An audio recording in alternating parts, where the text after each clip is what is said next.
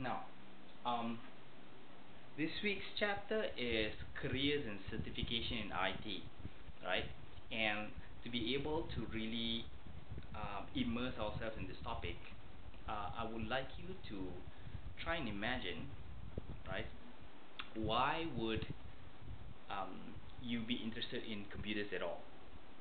Right? Meaning to say, even if you're not interested to work with computers, meaning to work as in the industry, computer industry, but what are you interested the most about computers? Meaning, it's hardly uh, there's hardly any kinds of teenagers and youth who are not interested in computers. They are not interested in doing work on computers. They might be interested in doing work, but they are mostly interested in having fun on the computers, right? So needless to say, with regards to IT, a lot of people are interested in these two things. One is applications, meaning you want to play games and all these exciting applications, mostly games, right? And then fast internet speed, right? One of these two or both, right?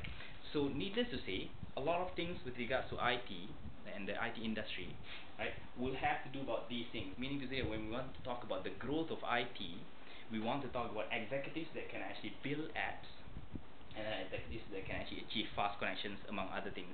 These are the industries that can achieve a lot of growth, right? But before that, we want to talk about um, um, sorry, before we talk about the different kinds of industries, by and by, more and more people want better quality in these things, faster connectivity, better apps, and etc. Right? And when there is demand, there will be a market for it. And when there is a market, there will be jobs.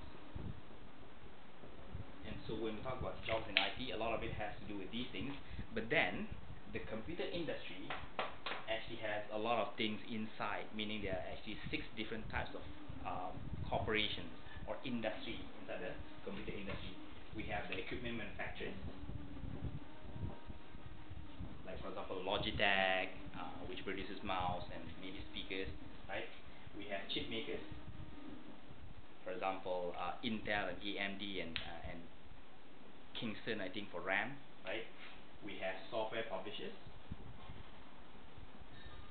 for example Microsoft, right? We have retailers, for example Dell and HP, right? We have service companies, for example YTL for Yes or TM for Unify, right? And then we have online, what do you call it, dot coms.